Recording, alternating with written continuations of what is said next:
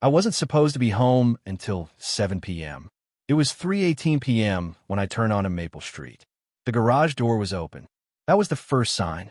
Jennifer always closed it. Always. Even when she ran to the mailbox. I pulled in slowly, cut the engine. Her Lexus was parked crooked, like she'd been in a hurry. The door leading into the house was cracked open. Jennifer. No answer. I stepped inside. The kitchen was spotless, too spotless. Like someone had just cleaned up in a panic. Her purse sat on the island. Her phone face down next to it, screen glowing with notifications she hadn't checked. The coffee maker was still warm. Then I heard it. A thump from upstairs. Not loud. Just enough to know someone was moving around, trying to be quiet. Jennifer, I called again, louder this time. Footsteps. Fast. Then her voice, strained and breathless. David, oh my God, why are you home? She appeared at the top of the stairs, hair disheveled, face flushed red, wearing one of my old college t-shirts and nothing else. It was a Wednesday, 3:20 in the afternoon. Conference got canceled, I said, watching her eyes. Speaker had a family emergency. Whole thing fell apart. Oh, that's too bad. She didn't move from the top of the stairs. Just stood there, one hand gripping the railing, the other clutching the hem of the shirt. I started up the stairs. David, wait. Why? I wasn't expecting you. I reached the landing. Over her shoulder, I could see into our bedroom. The door was wide open.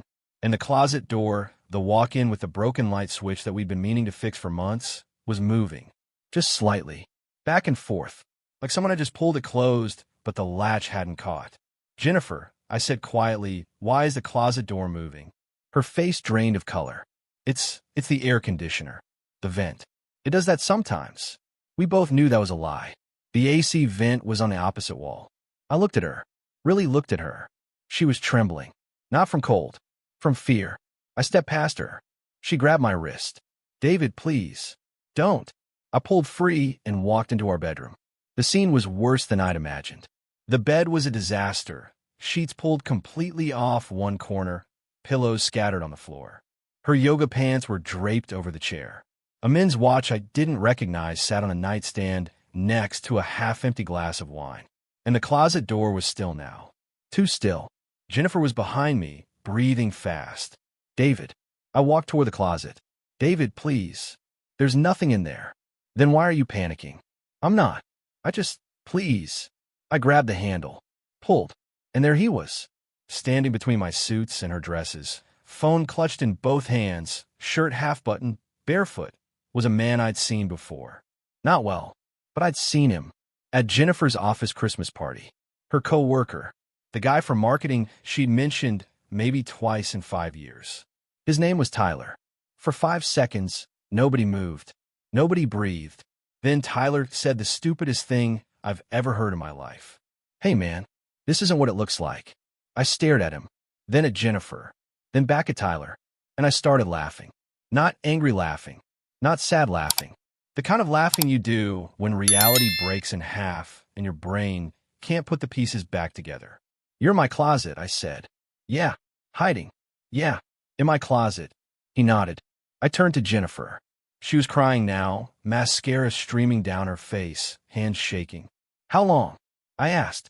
David, please, let me explain. How long, Jennifer? She swallowed hard. 9 months. 9 months. I turned back to Tyler. What's your name again? Tyler. Tyler. Right? Tyler from marketing. He nodded, miserable. Tyler, I'm going to give you 10 seconds to get dressed and get the hell out of my house. He didn't move. 10. He grabbed his shoes. 9. Started fumbling with his shirt buttons. 8. Jennifer was sobbing now, hands over her face. 7. Tyler pushed past me, half dressed, and ran down the stairs. I heard the front door slam. Heard his car start. Heard him peel out of the driveway. I stood there in my bedroom, staring at the mess, at the evidence of 9 months of lies. And I realized something. I wasn't angry. I was relieved. Because for the last 9 months, while Jennifer was sneaking around with Tyler for marketing, I've been planning something she didn't know about. Something that was about to change everything. And Tyler just made it a whole lot easier. If you want to know what I've been planning and why I started laughing when I should have been furious, hit subscribe. Because what happened next turned her affair into the biggest mistake of her life. My name is David Harrison. I'm 41 years old. I'm a senior data analyst for a pharmaceutical company in Charlotte, North Carolina. I work long hours, sometimes weekends. I make good money. Not wealthy, but comfortable. I've been married to Jennifer for 11 years. I was married to Jennifer. Let me back up. 9 months ago, the same time Jennifer's affair apparently started, something else started. Something I didn't see coming. My company announced a restructuring. Not layoffs, they were careful to say. A reorganization. They hired consultants, ran assessments, interviewed everyone about their roles and responsibilities. Most people were terrified.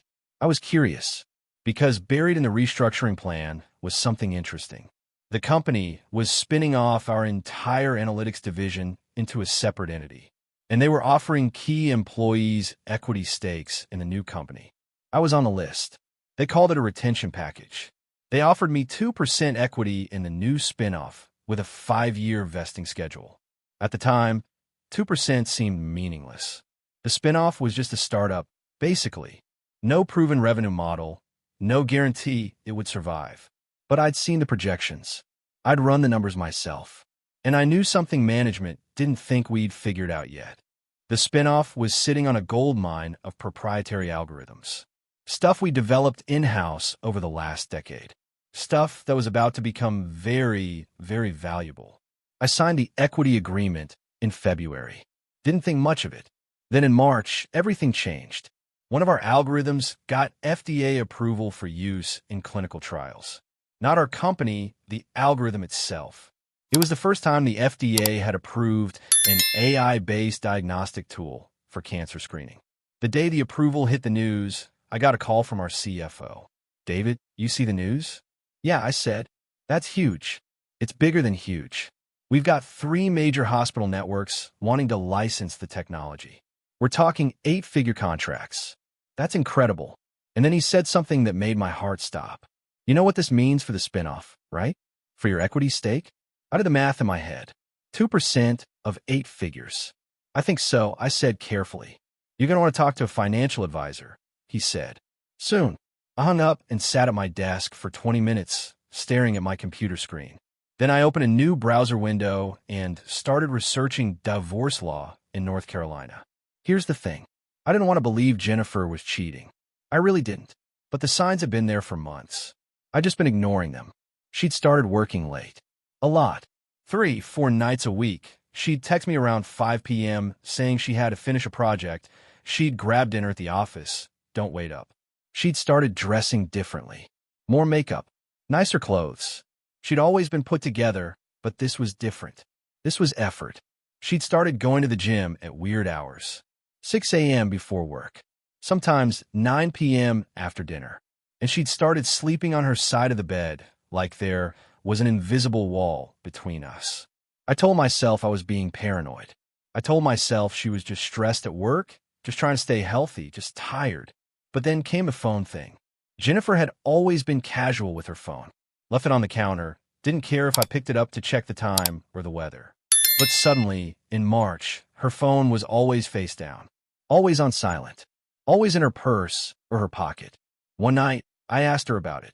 You getting a lot of spam calls or something? What? Your phone. You've been keeping it closer lately. She blinked, laughed, a forced laugh. Oh, yeah, my sister's been going through some stuff.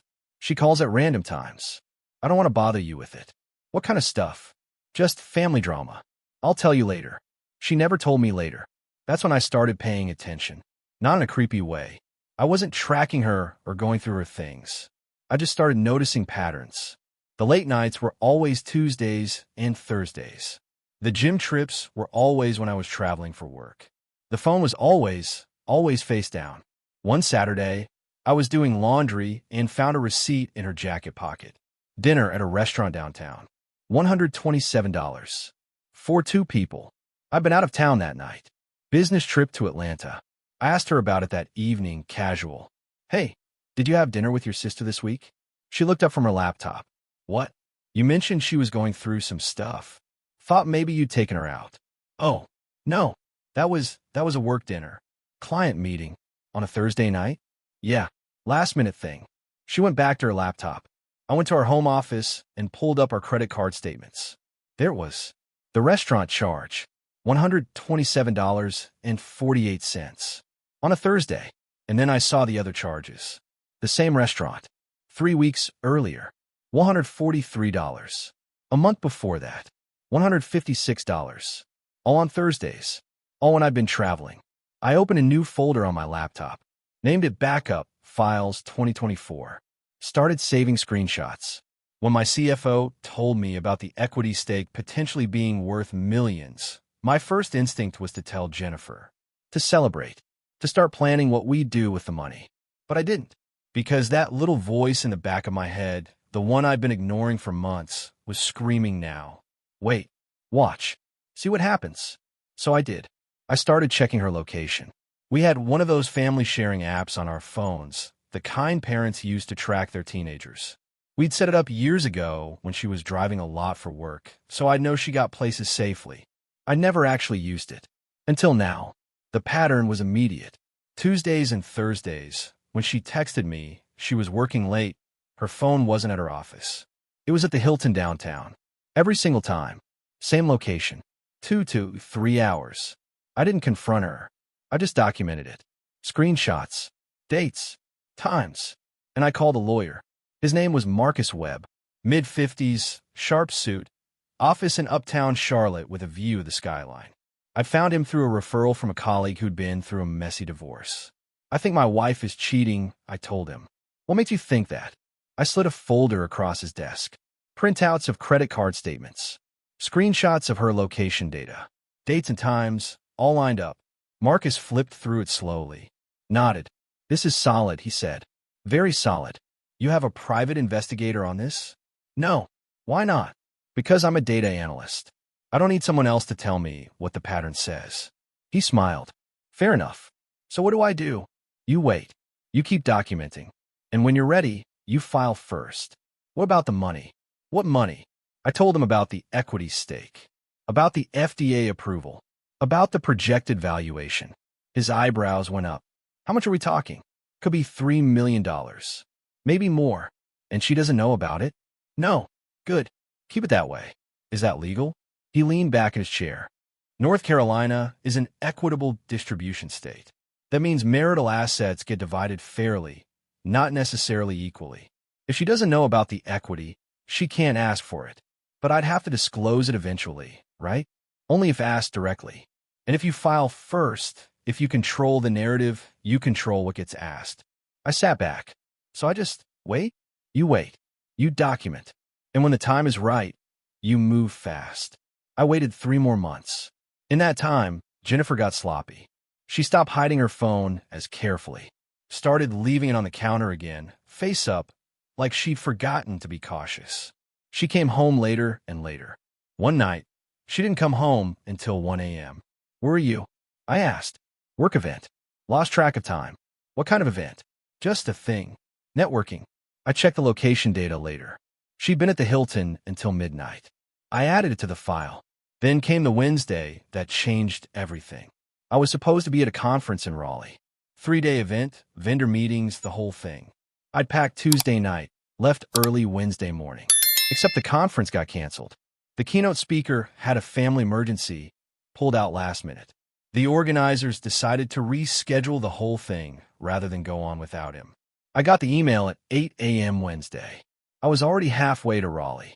I turned around and drove home. I didn't text Jennifer. Didn't call. Just drove. I pulled into our driveway at 3:18 p.m. The garage door was open. Her car was there. And, standing in my bedroom, staring at Tyler from marketing hiding in my closet, I realized something. This was it. The moment I'd been preparing for. After Tyler ran out, I stood there in the bedroom, looking at Jennifer. She was sobbing, hands over her face, shoulders shaking. David, please. I can explain. Explain what? I said. Explain why there's a half-naked man in my closet? It's not. I didn't mean for this to happen.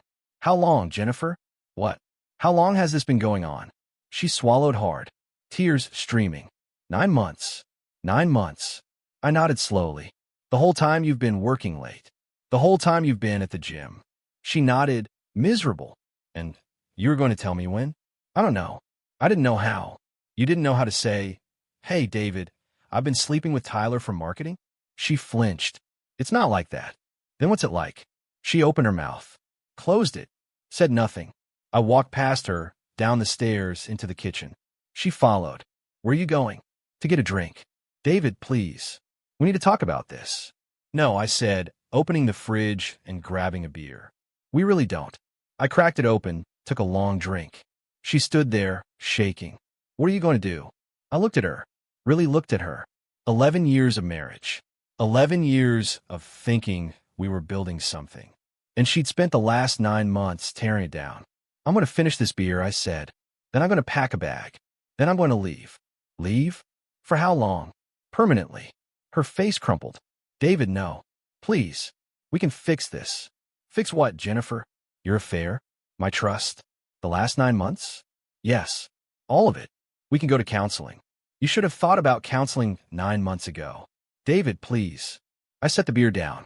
I'm done. I went upstairs, packed a bag. Clothes, toiletries, laptop, phone charger. Jennifer followed me the whole time, begging. We can fix this. I'll end it with Tyler. I swear. His name is Tyler, I said. You're throwing away 11 years for a guy named Tyler. It's not about him. Then what's it about? She didn't answer. That's what I thought. I zipped the bag, walked downstairs, grabbed my keys. David, please. I stopped at the door. Turned. My lawyer will contact you. Your lawyer? Yeah, for the divorce. Her face went pale. You're not even going to try? Try what? Try to forgive you? Try to rebuild trust? Jennifer, you had 9 months to try. You chose Tyler. I opened the door. Don't call me. I walked out. I didn't go to a hotel. I went straight to Marcus's office. She cheated, I said. Caught them today. In my house. Marcus leaned back in his chair. Do you have proof? I pulled out my phone. Opened the security camera app. Our doorbell camera had caught Tyler arriving at 1:45 p.m., caught him leaving at 3:35 p.m., half-dressed, running to his car. Marcus watched it. Smiled. This is very good. What do we do? We file tomorrow. We ask for everything. We cite adultery. We make her the bad guy. And the equity? What equity? Marcus smiled. She doesn't know about it, so it's not on the table. We filed the next day. Jennifer got served at her office in front of her colleagues. She called me 19 times. I didn't answer. She texted, we need to talk. I replied, talk to my lawyer. Her lawyer called Marcus 2 days later. My client would like to discuss a settlement. I'm listening, Marcus said. She's willing to split assets 50-50ths. She keeps her car.